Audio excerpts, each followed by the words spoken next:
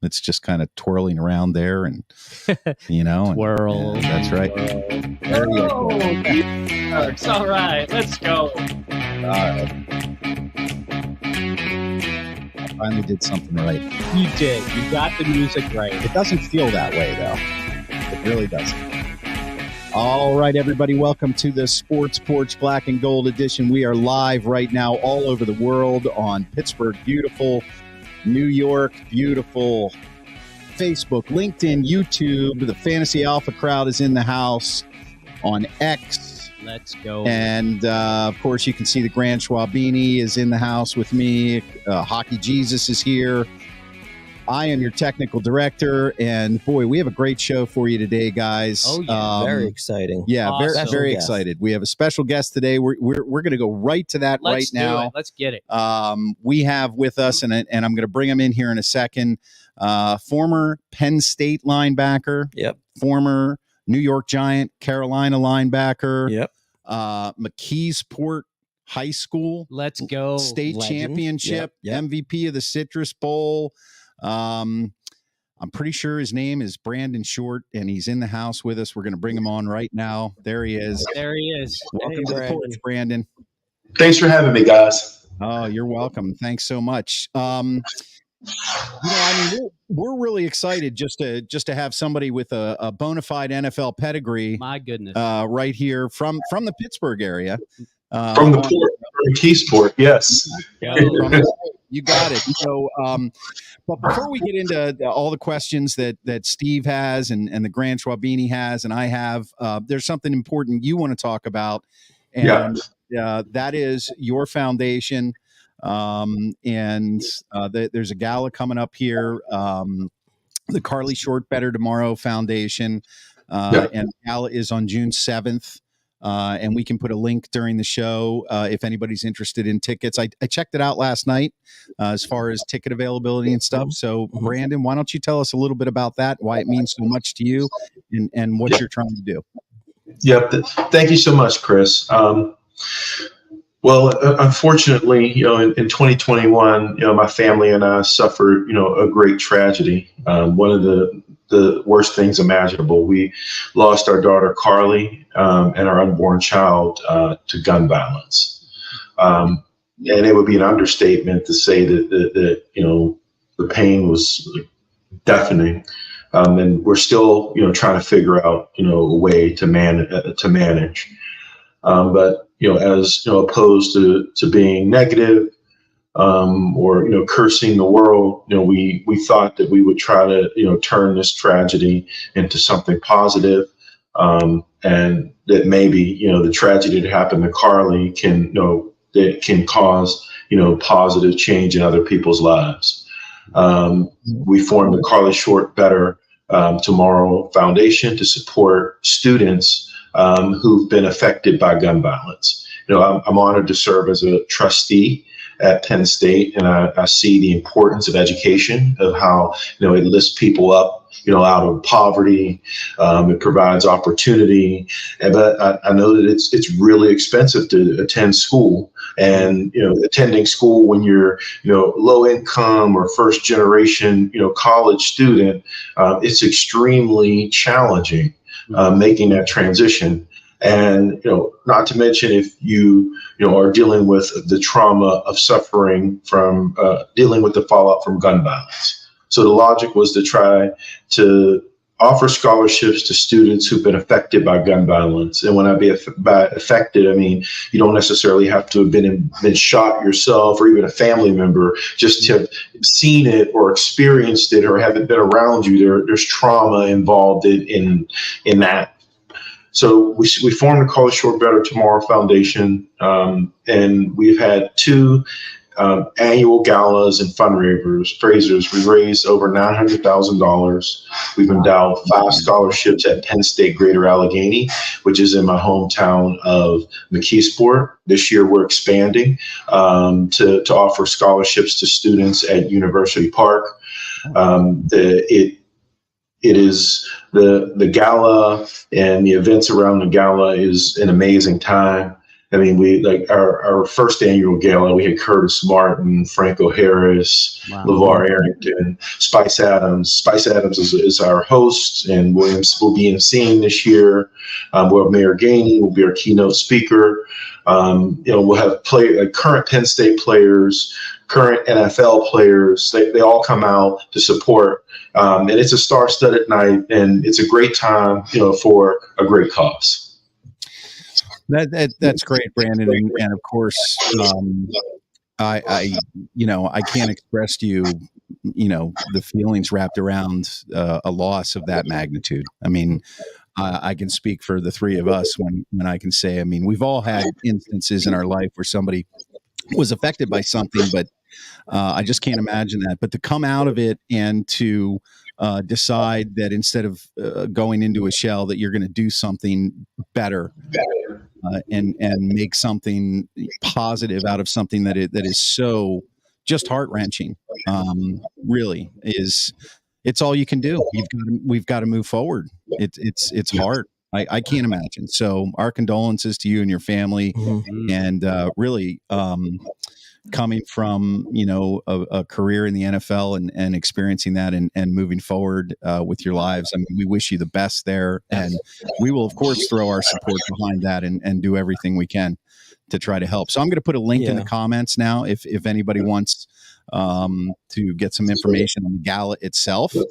And then is there anywhere that you can direct them either through social media or online if they would like to give or donate or find out more? Yes, so you can. There are multiple ways that you can support. You can make a donation. You can buy a ticket to the gala. There's still a few tickets available, or you can participate in our online auction. Our online auction is quite frankly amazing. We got signed Saquon Barkley, Philadelphia Eagles jerseys, signed Marka Parsons jerseys. We got Giants, Eagles tickets with sideline passes, Steelers, Ravens tickets with sideline passes. Pat Freiermuth signed the Ohio State, Penn State tickets with sideline passes.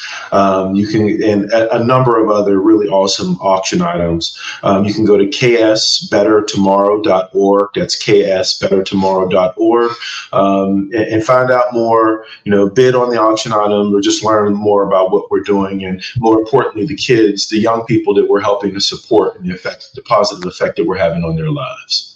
Okay, great. And I put that link in the comments for everybody who's watching, and everybody who will be listening to the podcast and on Radio PGH, ksbettertomorrow.org. So let's move on here. Let's talk about football. How about that? Let's talk some football. Yeah.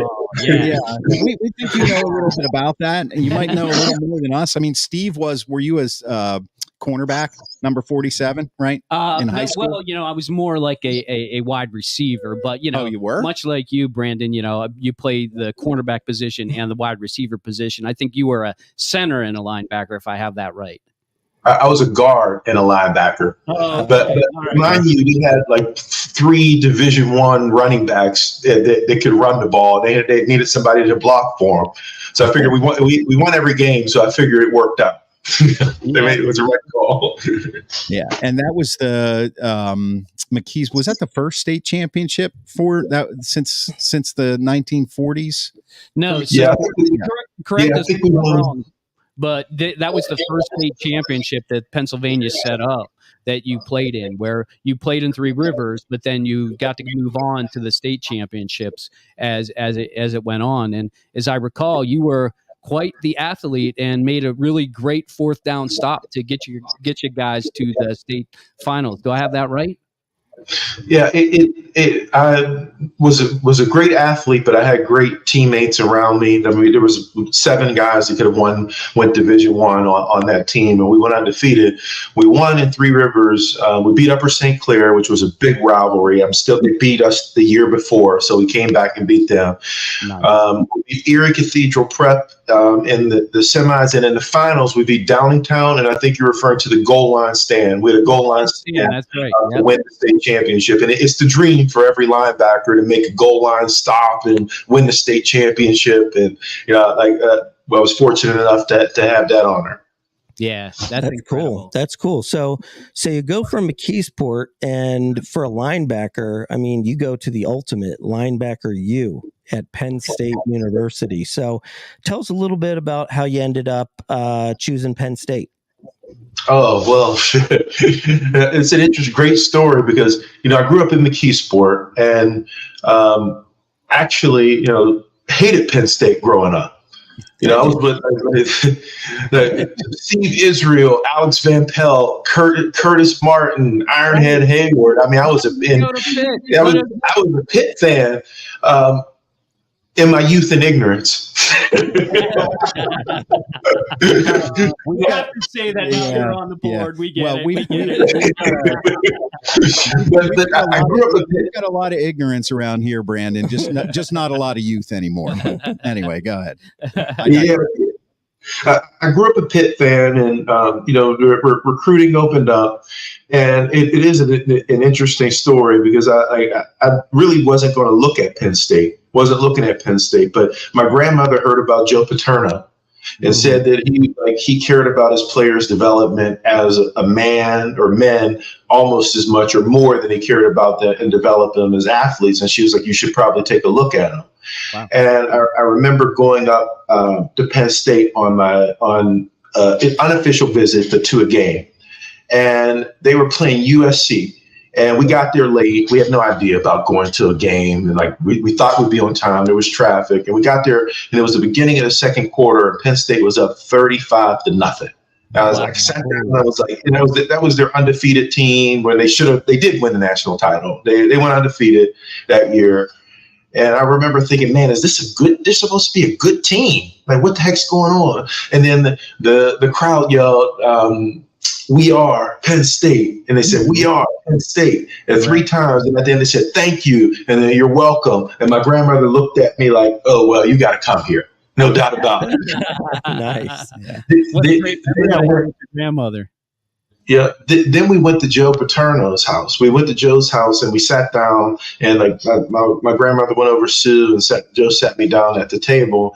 And he said, if you want glory, you can go to a team that has the names on the back of their jerseys or Buckeye stickers on their helmet. But if you want greatness, you got to come to Penn State. And even though you don't have the names on the back of your jersey, by the end of the game, I promise you, everybody will know who you are. I was like, I like that. That's a pretty good pitch. Is a great story. Yeah. That's a pretty good pitch. Too. So moving on from Penn State, obviously you were the MVP of the Citrus Bowl in 1998, which can't be an easy thing for a linebacker to get the MVP of the Citrus Bowl. Yeah, so you must have had a heck of a game. Yeah, am I right? I did all right that game. I mean, that's when they're running the ball on you, and they think they can run the ball on you. Then you could make a lot of plays. Yeah. And from there, it's a transition to the NFL and NFL life. So when you were at Penn State, when you were getting ready to make that decision, it's a decision that none of us, the 3 of us, we're never going to have to make in our lives. Right. We all out here think it's an easy decision. Obviously NFL teams are reaching out. The process, maybe you're getting an agent now and you're going to be in the draft and you declare. How hard of a decision was that for you? Or was it an easy decision to say, you know what, I'm going to do it. I'm going to play. I'm going to go for it and see where I end up in the draft. So my situation was a little bit different because, I had a medical, I played my freshman year, got a medical red shirt. So I had 4 years of eligibility. And when I was at Penn State, we were the number 1 team in the country for 3 years of my 5 years there at some point during the season. And I was a captain my junior year. And we would be the number 1 ranked team in the country going into my senior year. And I actually decided to come back for my senior year when I graduated because I really didn't feel like I left a legacy at Penn State. And I thought we were the number 1 ranked team in the country, and I thought we could win a national title that year. So I came back for my senior year, and actually there's a Steelers story around this because I grew up in Pittsburgh and obviously loved the Steelers and really wanted to play there. Would love to have been drafted, and my senior year or my junior year, Bill Cowher comes into my hotel room, after the game. And, I'm thinking about coming out, for the draft. I'm poor. This is one opportunity. And he said, look, we have you pegged as, as a second to third round draft pick this year.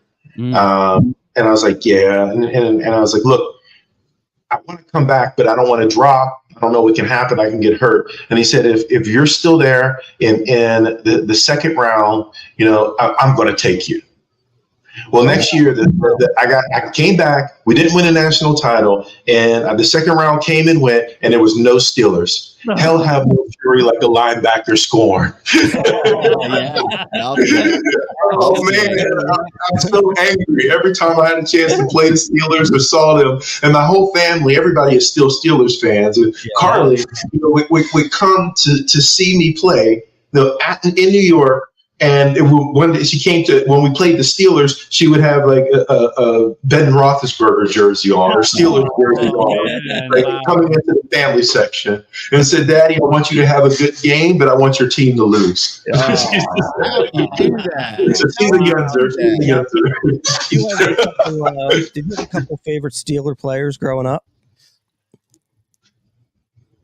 I don't think he heard you. I don't think you heard me. Did you have a couple favorite Steelers players growing up? Oh my gosh. Let me count the ways. I mean, all the linebackers. I mean, Greg Lloyd, LaVon Kirkland, Kevin Green. Let's go. I mean, they were just this rich. I mean, Jack Lambert. My gosh, Jack Ham, linebacker. But Jack Lambert, I think is how was my definition of a football player. Right. I mean, the guy didn't have any teeth. He would intimidate people. Like, I wanted to be a linebacker because of Jack Lambert. Yeah, I mean, Wow. it's that's actually a pretty incredible story. The fact that we and of course we were figuring, okay, the guy's a Pittsburgh guy, right? Of course he wanted to play for the Steelers, but you never know, you have that odd fan out there here and there. It's I wasn't a Steelers fan, I was somebody else. But we're gonna have to look up who the Steelers drafted that year instead, unless Brandon. I don't even want to get into it. I don't want to talk about it. But I am happily. I'm a New York Giant, and I'm happily a Giant. I've been living in the New York metro area. The Giants have been great, even through this whole tragedy. They've wrapped around, and we got Eli Manning jersey. Anything we want from the Giants, they're a family and they're supportive. But deep down, it's like a lady that scorned you, and you see her every once in a while. It's like a love hate. That's how I am with the Steelers. Okay, so let's talk real quick about the Super Bowl. You had an opportunity to play in the Super Bowl. We unfortunately the Giants lost that game. Yeah, didn't go your way. Yeah, but I'm sure it was a great season and a great run. Yeah, well, and Kerry Collins was the quarterback. Correct? Yeah. Penn State. Yeah, Penn State guy. So, how did it feel? I mean, that was your rookie year, right? So. How did it feel? You go from Penn State, you talked about glory versus greatness. I love that. If you want glory, go to where they put your names on the back. If you want greatness, you come play here. That's a great quote. I'm going to use that around the studio from now on. Okay. I really Thanks a lot. So much. But now it's your rookie year. You've been drafted. You were drafted. You dropped to the fourth round. You were drafted number 105 by the Giants. Tell us a little bit about your feelings about, going into the NFL that year, and then next thing you know, you're in the playoffs and you're in the Super Bowl. Yeah. Well, going into the NFL, I mean, it was a dream come true. You get there initially, you're confident because, I played at Penn State. I was All-American at a high level, but you get there and there's, you're watching Emmitt Smith on tape, and that's you're going against like Ray Allen or Nate Newton, lined up against people that you looked up to and idolized. But then you find your way and you realize that you're meant to be there. And then you hopefully start to dominate and then find your own way. But like some people do it in an instant, and some people it takes a little time. But for me, like going into the Super Bowl that year, it was like I come from McKeesport where, okay, we went undefeated, won the state title. Even in high school, we were basketball champions of Whitfield. Like we won our high school team. Like all our guys, core guys, never lost a game in football or basketball where all of us played in the same game. Wow. We lost one to North Hills against LeVar Arrington, but I don't want to. We'll talk about that another day. And we won. Then went to Penn State. We never won the title, but we were always ranked number one. And I go to the NFL and go to the Super Bowl. I just expected to do this every year, and never got back to the Super Bowl. Came close again with the Carolina Panthers in the NFC Championship. Mm-hmm. But playing in the Super Bowl is a dream, like a dream come true. But because I was a rookie, I took it for granted. A rookie that was just used to winning. I didn't really get I got the gravity of the moment, but I just said, okay, we didn't get it this time. We'll get it next year. And never got another opportunity. And then, my last year, I went to the Carolina Panthers and came back to the Giants and, played there in 2006. And in 2007, they get rid of two starters, me and Tiki Barber. And the Giants win the Super Bowl the next year. Oh, man. They got rid of their weight and they got it done the next year.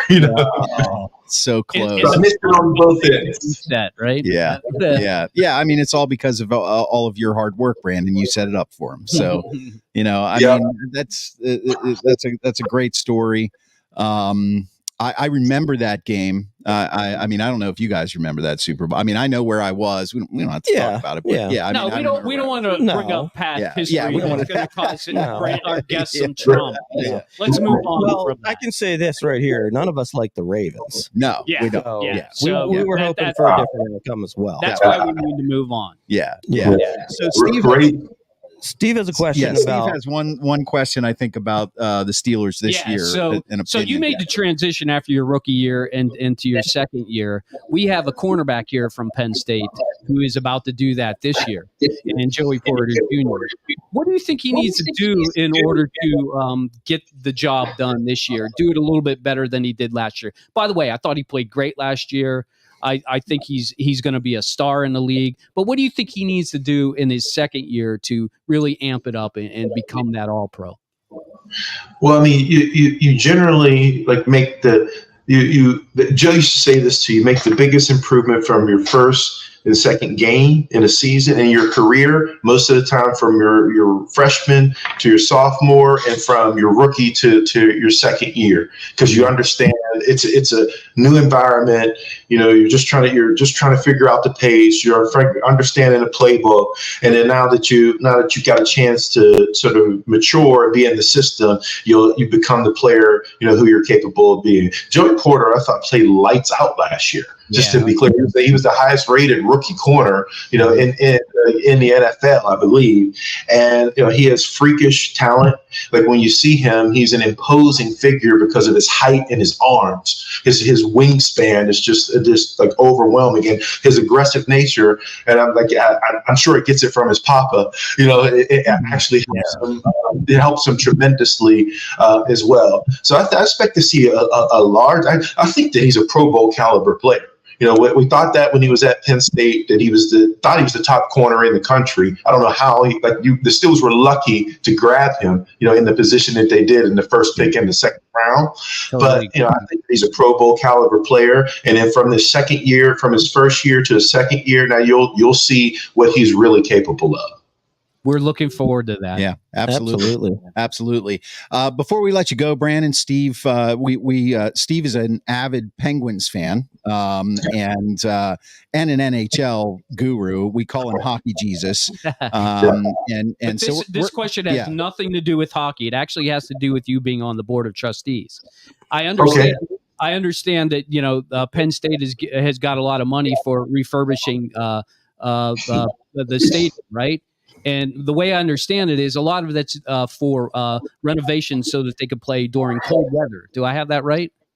Yes. So there's actually a $200 million backlog of maintenance that needs to be addressed. And there's also a secondary point that because the college football playoffs has expanded, we have to be prepared to play games in December. So in order to do that, the stadium has to be winterized. So that we can play games in severe cold weather, which we didn't have. So part of our renovations are for like expanding our boxes, making the fan experience, that backlog investment, and then being prepared in the winter. But I think what we're going to is we're also looking for alternative sources of revenue. That's hopefully we can get a Penguins Flyers game in there, or the Sabres. We got Terry Pagula's on our board as a board member, so we got contacts with the really good connections with the Sabres, but would love to see, a hockey match in Beaver Stadium. It would be epic. It would be epic. I would be there with the bells on. Yes. I love how he says this has nothing to do with hockey, but really we know Steve's going to bring it back to hockey. Yes. I didn't realize that Pagula was on the board. That's incredible. That's a great connection point for sure. Yeah.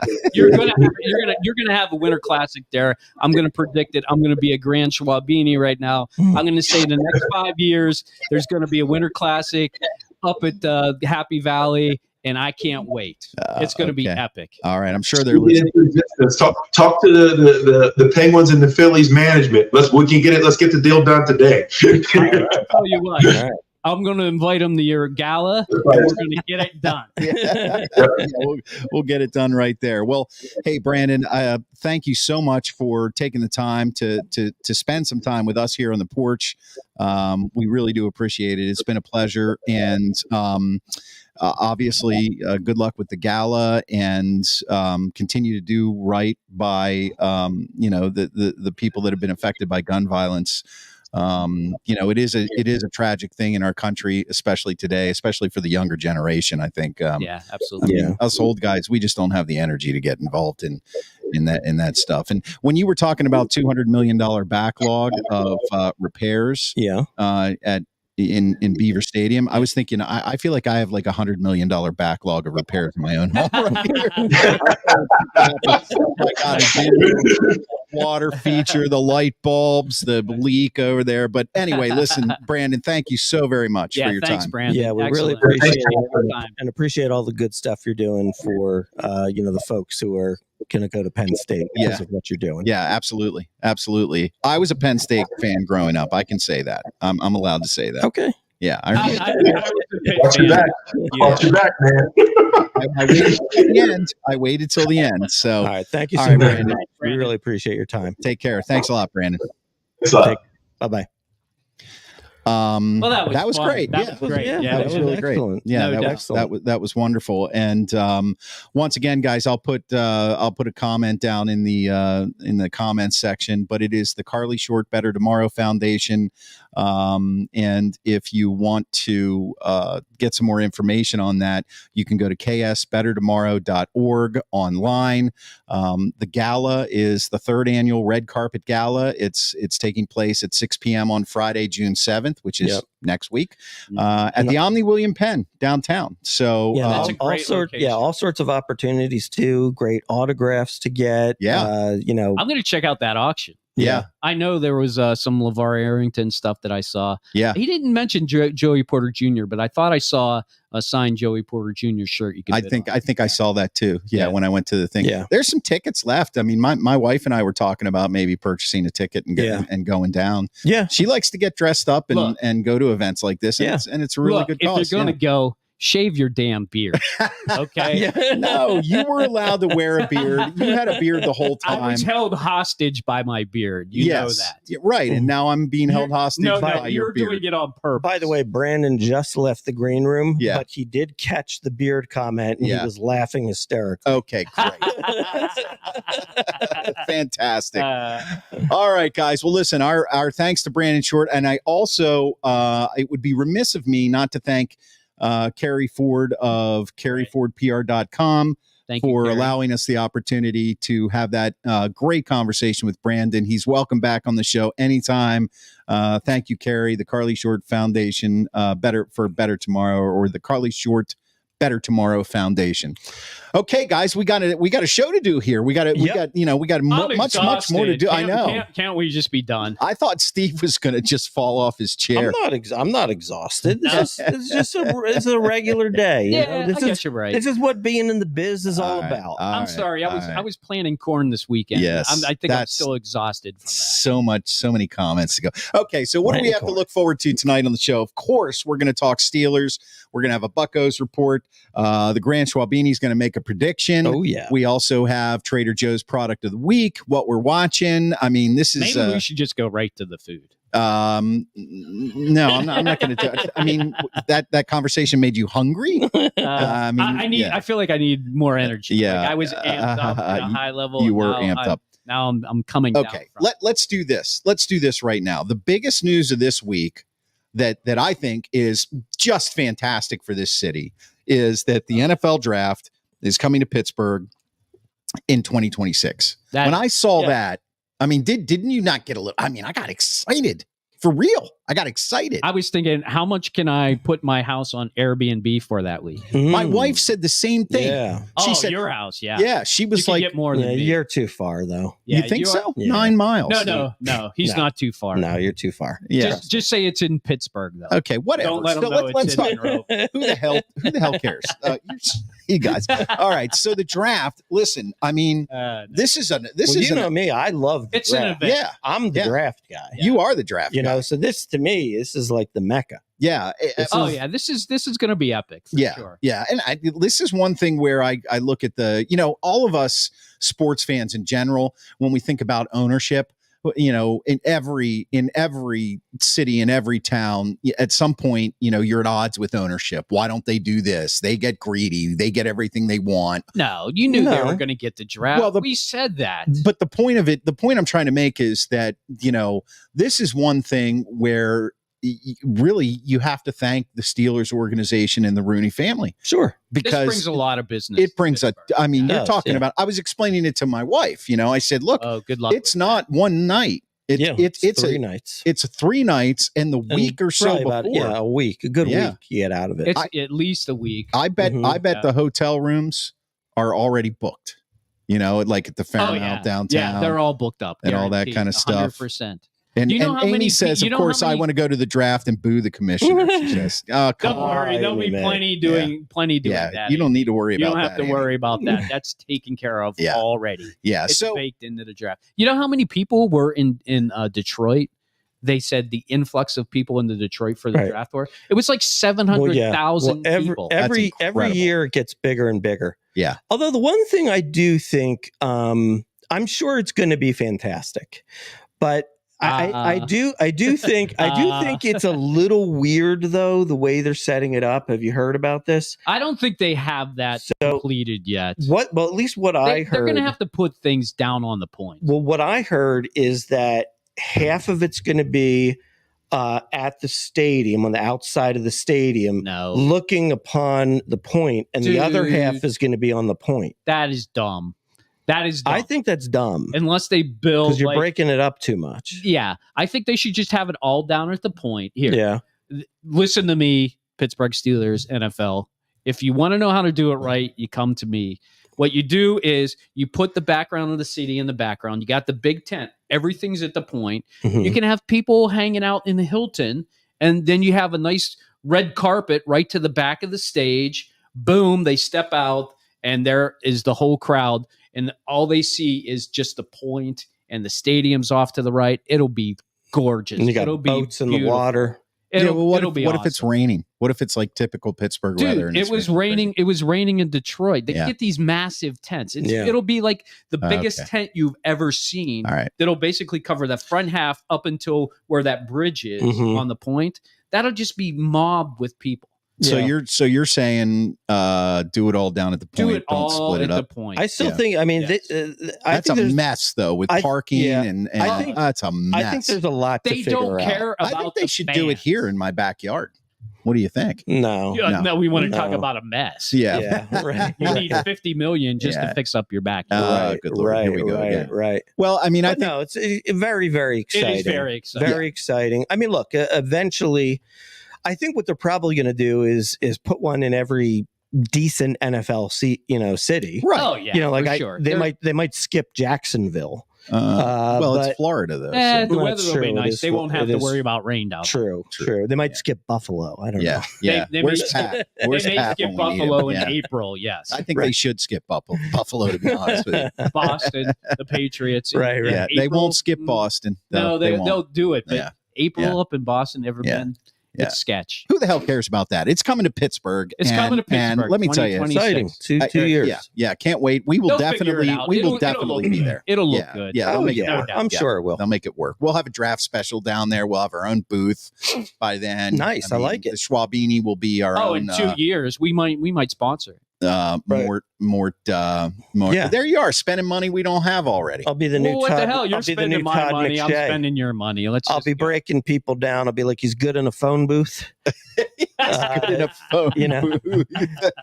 Do you know that term? No, you don't know that term. Do you? Yeah, whatever. Yeah, okay. I could tell you didn't know it. All right, let's move on to something else here. Let's, following the football thing, let's talk about the Steelers here. What is Cam Hayward doing? I mean, what is seriously? That's a great. Well, I mean, maybe the Grand Schwabini knows. He's doing exactly what he should be doing. Number one, he's old, so why practice?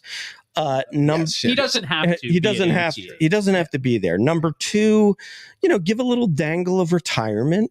Kind of up the ante to get him back. Steelers feel like they could win this year. You got Russell Wilson in, right? You made a lot of changes. You brought Patrick Queen in. Mm-hmm. We can't win if we don't have Cam Hayward. I mean, seriously. Yeah, we can. So he helps. So, he helps. So bottom line is, let's just, give him what he needs. Is it 1 year, $14 million? Fine. Let's get him in. And I think that's what he's working his way towards. Yeah. And I think he's doing it the wrong way, though. And here's why. He's signed this year, right? Yeah. He's too old to sign anything more than maybe a year extension. What he should have said was, I'll sign a year extension and you can take $6 million of this year's money and put it in the next year's. That'll free yourself up to go get somebody that you want to get, like a good wide receiver. That's what he should be doing. But instead, what did he say? I want the same money I'm getting this year for the next 3 years. Nobody wants to sign this guy for another 3 years. He doesn't have it in him to be able to play that long. Right. Well, but that's where he's starting, and then he's going to come back to the 2 years. Well, so what he did was he went from that to maybe I'll retire instead. I've never heard anybody say anything along the lines of there's this mushy middle where he really should be, which is maybe another year. Yeah. Because let's face it, the Steelers want to keep him only because he, won the Walter Payton Man of the Year award, and they'd love that shit, even though it doesn't really mean anything for being on the field. Right. It's not. But he loves it because he's a good community guy. Steelers look at the whole guy and they're like, okay, he's a good guy. Let's keep him. But you can't spend that much money to keep him for another 3 years. That would just be insane. Yeah. And a mistake. Well, I don't think they will. I think he'll come back on a 2-year deal. And they'll probably give a big signing bonus so that, a lot of it doesn't count against the cap, and it'll be fine. He'll be back. I wouldn't worry about it. I mean, I think he'll play this year. I honestly don't know if he'll play again next year. Yeah. I'll be honest with you. Yeah. I think it's 50-50 at this point for what he tried to do. I mean, I don't know all of the financial hijinks you have to go through and all the legalese of these contracts with guaranteed money. But what I'm kind of sniffing is he's looking for an extension to get some guaranteed upfront money. Mm-hmm. That'll be cap friendly. Right. And then he'll retire at the end of next year because he's guaranteed that money anyway. And next year, they're going to have to sign. They're going to have to spend $20 to $25 million on a quarterback next year. This year is an anomaly. Mm-hmm. Yeah. Well, that's for right. Yeah. That's so exactly right. They're going to have even less money next year. That's exactly right. Okay. Can you define hijinks? No, I don't. Come on! I think the word the word defines itself, does it not? Hijinks. When you think of that word, your brain just starts jumping around. You know what I think of when you say that? Tom and Jerry. There you go. Exactly. They had nothing but hijinks. Hijinks. Yeah, there right. you go. You know what I think about is those cat cat videos on Reels on Instagram. Where they're like jumping all over. Oh, dude, that my wife is the queen of those. It's my fault for setting this off course. Sorry, you did. Bring it back to the Steelers. Okay, so we're done with this. All right. Well, listen. Thanks for watching all over the world. If you're watching us live on Facebook, LinkedIn, YouTube, or X, and of course, we drop the podcast right after the show. I haven't even said this yet in this show on the iHeartRadio app, Apple Podcast, Spotify, or anywhere you get your friggin' podcasts. Oh, no. And that leads us to the next segment of our show, which is, of course, the Buccos Report. At 25-29, are things better or worse than they should be? Fellas, can you tell me anything? How do you feel? Mark, you should take this. Well, the Grand Schwabini is... Oh, we're going right into that? Sure. Okay, the Grand Schwabini predicts. As I rub the lamp, I see the future. Okay. It is true. And I'm going to answer directly the question that you said. Are we better off or worse off than where we thought we would be? And the answer is... we're where we thought we'd be. And the further answer to that is, will the Pittsburgh Pirates be buyers or sellers at the deadline? Ooh, good one. Now, there may be some delusional people out there that actually think that bringing in a good player or two could do anything to help this club. I'm here to tell you, you're wrong. Oh, my God. The club is that bad. They've got some good pitching. The hitting is god-awful. They will be sellers, and that will be that. Grand Schwabini, out. I can't disagree with the Grand Schwabini on this one. I'm Mr. Negative when it comes to the Pirates.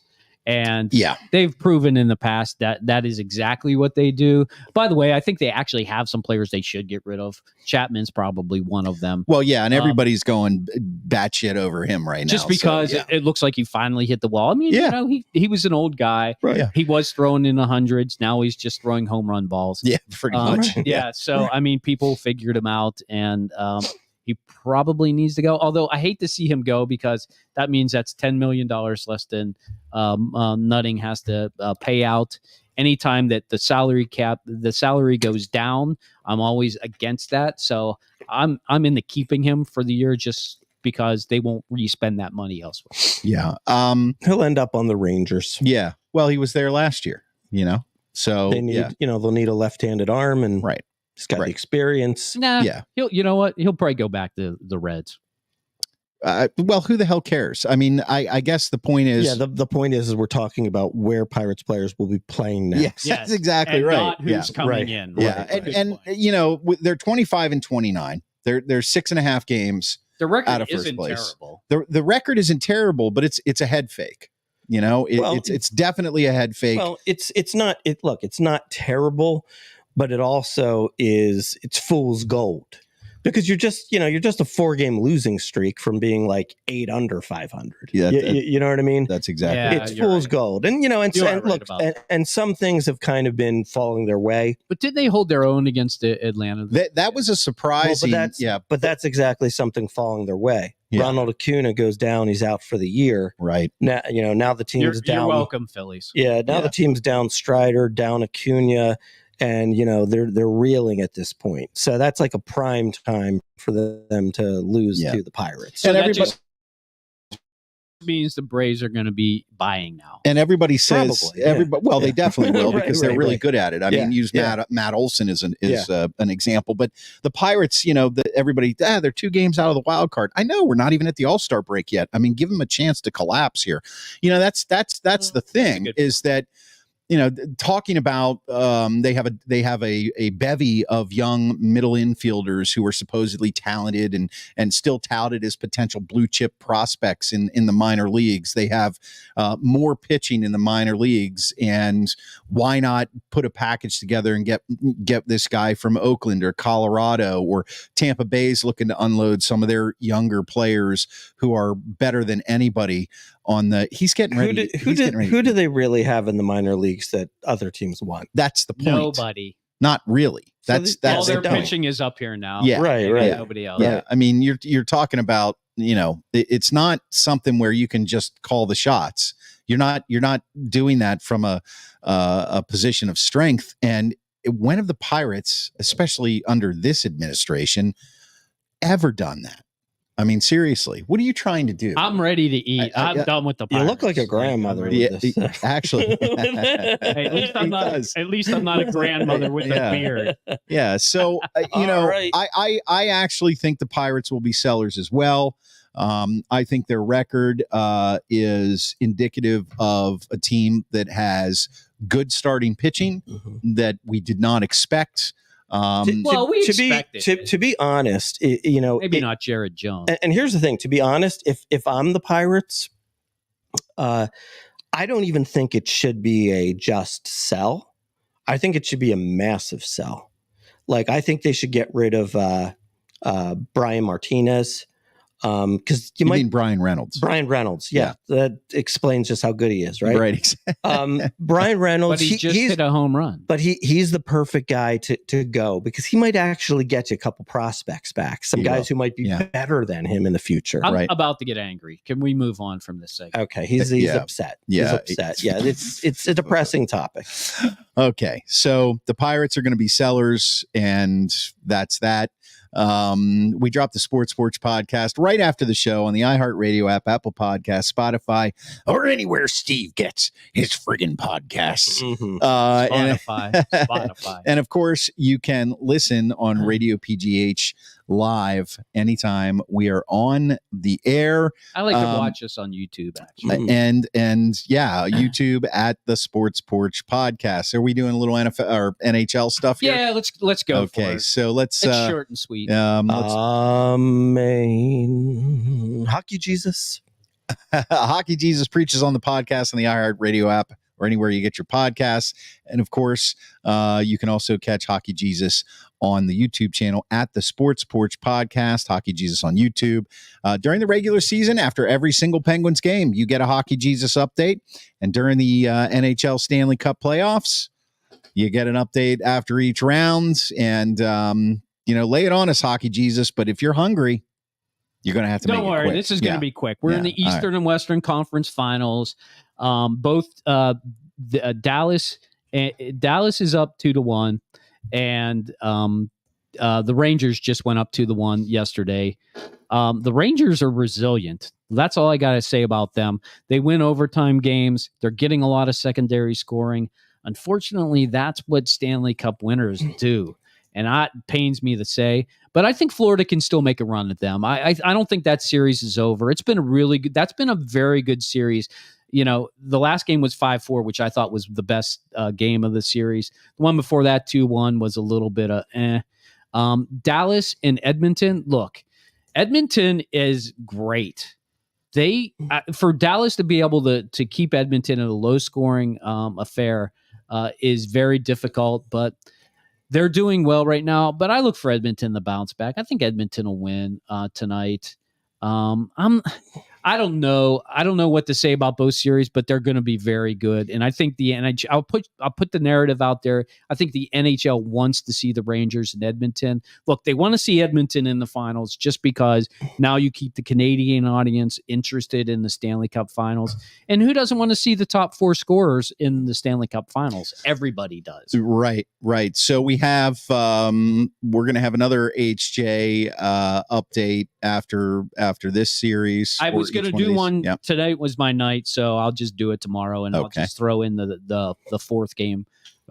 Dallas and Edmonton play tonight. Okay, and then we'll look forward to when the finals are happening. The finals will be about probably a week away, probably a week from tonight. You're thinking about every game. Will there be any hymns played? Yeah, there will be no hymns played. Will you light any candles? Na na na na na na. Hey, that one will be played. Yeah. Okay. No joy to the world, the Lord has come. No, we're going to have to wait a few more months. Pretty good for a Jew. One. That's good. No, but I do. I did announce to the fellows before the show, and I'm now announcing it to the rest of the world that I will be doing a Hockey Jesus after every Stanley Cup final game.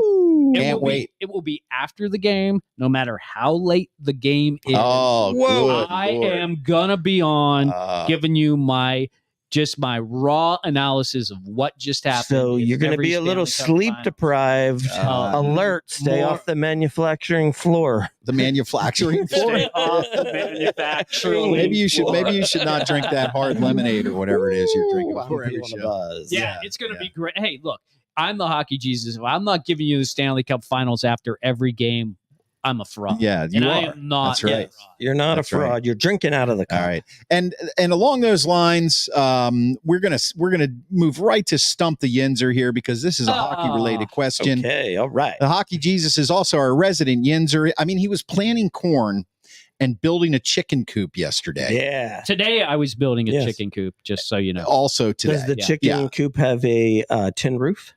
It's plastic. Okay. The whole coop is plastic? It looked like the wood. roof Oh, is the plastic. roof is Even plastic. more Yinzer. Is there a gravel road leading up? There's no road leading up. That's better. Even more Yinzer. Yeah. No So, gravel. please help me here. Planting corn so you can ultimately make whiskey. Yeah. Very Yinzer. Changing, Whiskey rebellion. changing water to whiskey. Right. Yes. And then the chicken. What are the chickens for? What do they have to do with whiskey? Chickens lay eggs, Chris. I know that. And you can eat eggs. I know Schwaber doesn't like the whole egg. Some of the egg he will eat. But when the chickens are done laying eggs, then you get to eat chicken. So what, are you going to make some pies and bring them in? No, but I can bring you a whole bunch of eggs. If I'm you still want. wondering. I'm still wondering, like, where the corn, whiskey, and chicken. Does anybody connection is. live at this place? No.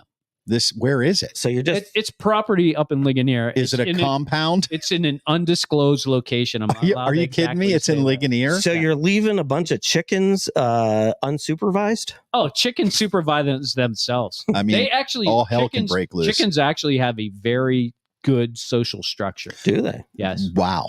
No, they do. Yeah. Like when they say mother hen, Mm-hmm. that's where There's a it came reason from. for that. There's a reason for that. There are Yeah. mother hens Yeah. in the 16 chickens that Yeah. my Oh. brother owns. He's totally off. And you know what? reservation. There's a pecking order too. And if you're at the bottom Get of the it? pecking order, there at the bottom of the pecking order, you look like the chicken that I call Jackass. So Yeah. there you go. Oh. We've So you- named the chickens Now now. you're name I calling? only, I You're only, name I calling your only name chickens? the one Jackass because Yeah, all the other okay. ones I don't know them. Okay.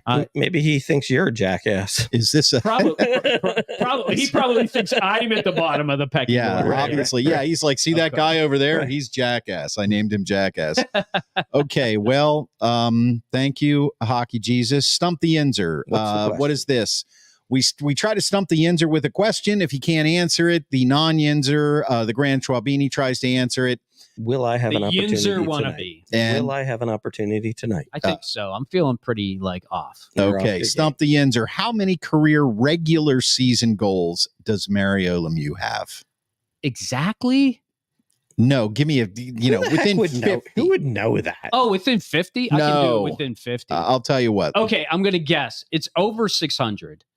It's got to be like around. Give me an opportunity. I'm just gonna go with the number that I Wait, like. Hold on, wait. I got the number. Are we going to play Price is Right rules? You can't go over. How about I guess, and if he says higher, you get to guess the next number. No. And we'll play Price is Right again. This is what happens when we don't sort Yeah. this shit I think out we do before the Price is show. Right from the get go. You can be. Okay, here I'm gonna You can't guess. go over. The number that I was thinking was 613. I'm going to say 705. We got a resident Yinzer in the house. Ding, It is ding, ding, 613. No way. Right on the No, number. you knew it. You knew Right it. I on guessed the it number. to 13. I You knew knew it. I knew it was just over 600 Right because he on, scored. right He on the number. scored I don't remember 600 what page it was, in but it was his last 613. year, It's right on the and number. I went with Taylor Swift 13. Excuse me? I just So- went with Taylor Seriously? Swift. Yep. So essentially, I guess what I kind of how this comes out for me is Mario Lemieux is not as good as I thought Look at his because I said 705. look at his goals per game. I think you'll think he's pretty good. I know he's good. I mean, I that to me was incredible. It went You're from, welcome. I'm not going to know that, within 50. Well, Wait you a got minute. it exactly. Something about I thought you were going to say. I didn't think I was going to nail it right on the head. Taylor Swift. something There about you go. Taylor Swift 613. Look at Mike Lawrence. Mike Lawrence, you might be right about that. Yeah, Fort Ligonier may be overrun with chickens. His property's Keep your not eye on the that news. far from Fort Ligonier. But I think they have some guns up there. They can take care of those chickens, Mike. Oh my gosh! All right, we have a couple more segments. What do I get? You get to keep the title of Yinzer, which you already had earned like the first day I met you, when I didn't even know what a Yinzer was. Right. Okay, we're going to drop the podcast right after the show on the iHeartRadio app, Apple Podcasts, Spotify, or anywhere you get your friggin' podcasts. Now we're going to move on to another segment of the show. This is where we get to eat because Steve is and Mark gets to sing. Steve is a little hungry. Yeah. Taste the biscuit. Taste the goodness of the biscuit. Taste the honey sauce. Taste the goodness of the biscuit with the honey sauce. Don't get that honey sauce on me. I don't like the way it tastes with my chicken wings. All right, let's get to it. All right, this is the Trader Joe's product of the week. Everybody knows, if you've watched before and if you haven't, that I do work at Trader Joe's. They are not paying us for this. They're not officially sponsoring, but I did get permission to do this. And what we do is we try a Trader Joe's product that I bring home from the store, and we give our honest opinion on it. This week's product is chicken chow mein. I'm not a fan. I'm not a chow mein guy. I don't know, guys. This is what it's all about. This is going to turn me into a chow mein guy. At least it says it's low fat. This is what it's this is what it's all about. So what we're going to do is too many vegetables. That's the problem. Yeah, you guys can argue amongst yourselves. So we've had chow mein sitting down here for an chicken chow hour. mein. It's covered. That's 2 chicken dishes in a row. Yeah. Taste the goodness of the biscuit. Yeah, Taste the goodness of the chow mein. So you just want to serve yourself and hand some to Steve. It's a serve yourself. Yeah, serve yourself. I've just got to make sure it's all sauced up here. I'm not a big fan of sauce. You can take all the sauce you want. That honey sauce on me. I don't like to taste it on my chicken wings. There you go. Okay, Schwaber, there you go. So leave me some noodles. Trader Joe's low-fat chicken chow mein. This is a really easy dish to make. Literally, you put it all in a bowl. You fire it up in the nuker for about 5 minutes. Then you throw the sauce on and fire it up for another couple minutes, and it comes out as chicken chow mein. Well, what do you think, Mark? I'd like to have some. I have not tried this. Oh, well, too bad. There's none left. I know you're hungry. It's good. I'm glad I got the bib on today because this is sloppy. Yep. Sloppy chow. There you go. I left you all the vegetables. All right. Thanks so much. Actually, I'm glad you gave me a fork. Normally, I like to eat things with the spoon. I was thinking ahead. You cannot eat this with the spoon. I was thinking ahead. Schwab's already done. Look at him. Mark, what do you think? Come on. I need some feedback here before I dig into it. I think you're liking it. I'm hearing some slobbering. I know. He's like, I'm hearing some. Mark, close your mouth when you chew. I'd say it's Yeah. It's not bad. I mean, I wouldn't buy it, but I can't say it's not good. I mean, for what it is, it's good. But I don't think I'd buy it. So, all right. Well, Steve? I'm not a big fan already. I just had some noodles. Let me get this piece of chicken. Amy says Mark looks like small. he likes it. Well, this is what we're eating. Yeah. It's got some chicken. I took all the vegetables out. I know I should eat more, but too bad. Yeah, it's good. Mark, could you possibly chew any louder? What I want to know is, why is this not just called lo mein? Why is this chow mein? That's a good question. Look, I found a big one. That's go. some big broccoli. Oh, I like it. yeah, it's pretty good. I give it out of 10, right? Yeah, go ahead. I'm giving it a 5. Mm-hmm. Not great. Really? Yeah. A 5? I'll give it a 6. You overcooked the noodles. The vegetable, the only good vegetable in there was that piece of broccoli. All the other ones are like just small little pieces. You overcooked the noodles. I'm not a chef. I put it in the microwave. Well, you should be a chef. We're doing a food segment on a show. Right. All right. So you gave it a 5. You gave it a Not 6. A I'm going to give it. By the way, I don't like chow mein anyway, so just take that. But why don't you like chow mein? Like, what's the? I mean, It's chow mein just is like basically noodles and vegetables and the sauce. Right. There's nothing to it. Okay. If I'm going to have noodles in a sauce, I'm going to have some pad thai. All right. Or at least I'm going to get a little spice there you go. and some peanut butter. All right. Oh, okay. Well, maybe that'll come. I give it for what it is. See, I'm gonna rank it for what it is. Okay. If you're gonna make chow mein for real, you're gonna make chow mein. You know, I give it a 7 because all I had to do was put it in a bowl and nuke it, and then add the sauce. It's not bad. I mean, so I give it a 7. I get you. It was simple to do. Yeah, that goes in there. I could even move it up to a 6.5. Oh, thank you. That's incredible. I'm staying at a 5 because I'm remembering those spring rolls we had that were even easier to make and much more tasty. Okay, so there you have it. That was our Trader Joe's product of the week. Chicken chow mein. I like the biscuit. I did Taste the goodness of the biscuit. Woo! Taste the honey sauce. Taste the goodness of the biscuit with the honey sauce. To get that honey sauce on me. I don't like the way it tastes with my chicken wings. Oh my God. Okay. Just remember, we do drop this podcast right after the show on the iHeartRadio app, Apple Podcasts, Spotify, or anywhere you get your freaking podcasts. Last segment of the evening, what we are watching. So what do we do here? Well, no, I added mine in. I added mine in. Oh, okay. Yeah. So what we are watching, there's a million streaming options out here. We're 3 old guys. We like to sit around and watch nonsense or not nonsense. And we just figured we'd let you into our lives a little bit and tell you what we think of some things that are currently on. Indeed. And so let's just get this over with because I'm so tired of seeing this.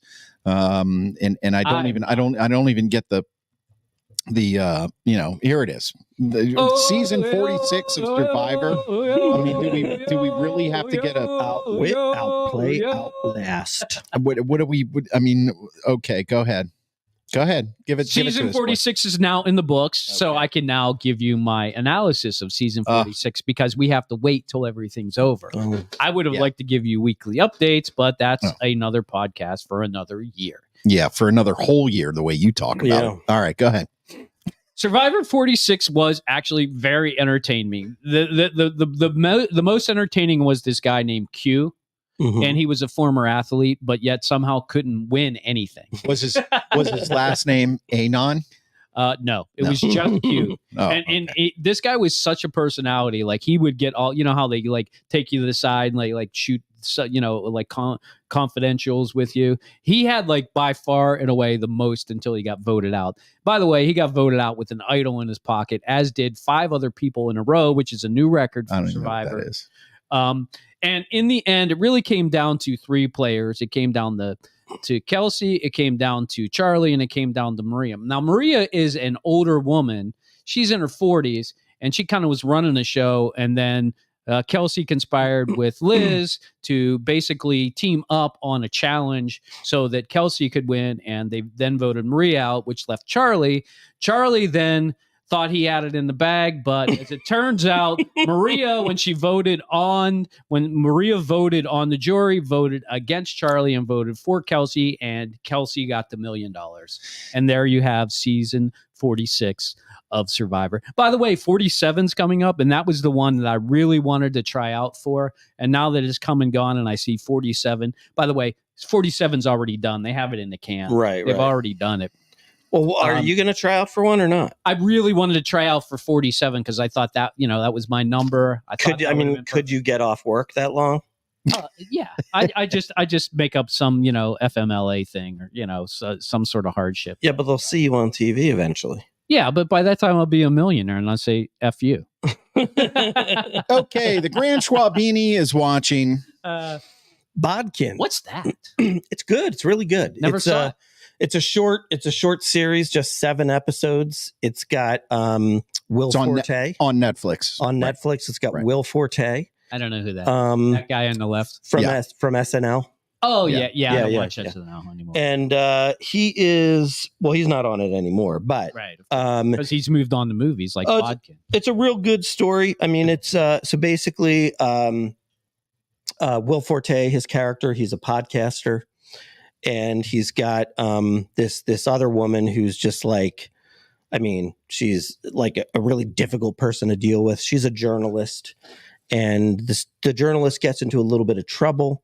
And so to kind of get her out of town, they team her up with this podcaster who's going to this town in Ireland where there's a mystery that's like 25 years old about 3 people who went to like their yearly festival and disappeared. Mm-hmm. And it's pretty cool. I mean, it's interesting because you're trying to basically guess what happened to these people and who was responsible for it. And did you figure it out? No, it's pretty damn hard to figure out. So, and lots of twists and turns. Really good seven season. episode, that's it. There's not going to be a Bodkin 2. I don't think so. Well, yeah. I saw this on Netflix on the just released or whatever, and I was intrigued by it. So I'll probably add it to the list. Wait, were there drugs involved? No. But wow, so you're branching out. You're still watching. No, but there are illegal things being sold. Which is we'll just leave it at that. Which is you awesome. Have to watch it to find out what it is. Right. Okay, so when our show started, or when we sat down before the show started, I didn't really have one, but I did have one, and I realized that I have to do this anyway because in the spirit of what we're watching. Okay. Sometimes we watch things we like, and sometimes we watch things we don't like. Oh. Okay. And so that I am a big documentary fan. Okay. And so I watched, it's about 90 plus minutes long. It's, a movie documentary called Power on Netflix. It's essentially about the history of policing in America. Wow, in 90 minutes. Yeah, well, yeah, I mean, that's a lot of information. Yeah, of course. But you would think, right, it's 90 minutes. Right, I get it. It starts off, well, I'm just going to say it. I absolutely hated it. I thought it was horrible. Yeah. And here's the reason why. I think the subject is great. Yeah. So I thought, you know what? This is pretty interesting. Let's talk about this. It starts off with how police forces were created in the mid 1800s in Boston. I think the first to create order official police force. Like so people don't run chaos over. Right. No, it was more about controlling populations that they didn't want to have freedom. Let's just put it that way. Okay. I mean, it's not a touchy subject. You could say, it was about oppression, of course. But for me, I'm talking about the documentary itself. Great subject, something I definitely am interested in watching. But it started off. Here's the beginning of history with policing in America. So it's like, okay, that's interesting. But then it just went into this so slow and lackadaisical and no emotion behind and the guy narrating it and then they had all these different how in a documentary you'll have a professor who has one who's an expert in this and then somebody who's an expert in too many of them couldn't keep track of them and after a while I forced myself to finish watching it today, and then right after it ended I immediately fell asleep and took a 2-hour nap. I was exhausted from trying to keep myself paying attention to it. That's what it was. It was like sometimes it was a labor to pay attention to this. So I'm sorry if you're into that kind of thing. I think that Power on Netflix, this documentary, I hope they do another one. Maybe if anybody knows of one, let me know, because I've been wanting to watch something about the history of policing in America. This is not the one to watch. Hey, by the way, just before we tune out the show this week, Amy actually had a really good response to our guest tonight. Yes, she did. Yeah. Yeah. Let's end on that. So, you want me to do it? You can read it. Yeah. So Amy chimed in earlier during the Brandon Short interview that she is a proud Penn State PSU grad here. I really admire your choice to build something beautiful out of tragedy. I was a first-generation college student, and scholarships are so important to students like me. You are doing something wonderful. So that's for Brandon. There you go, Brandon. And yes, you are. And it is unfortunate, obviously, what happened. But if you can make something good out of something horrible, I think that makes you all the better for it. Yeah, absolutely. Can't even imagine having to go through that. So good for him to Yep. turn something tragic into something positive for the community. Absolutely. We really appreciated him being on the show, and we appreciated you watching. And if you're listening on the podcast, thank you very much. Remember, you can catch the Sports Porch Podcast on the iHeartRadio app, Apple Podcasts, Spotify, or anywhere you get your friggin' podcast. And of course, you can always catch us on YouTube at the Sports Porch Podcast. That's it for me, guys. Great show. Any final words of wisdom, Schwabini? No, just really enjoyed our guest speaker tonight. Incredible knowledge, incredible stories. Thank you again, Brandon Short. Thank you to Brandon Short. Can't wait for him to bring the Winter Classic to Happy Valley. Yes. That is going to be a glorious day when it happens. And you can say you heard it here on the porch. Very first time. All right. That's it. Breaking news on the porch. I am your technical director, and I am finally out.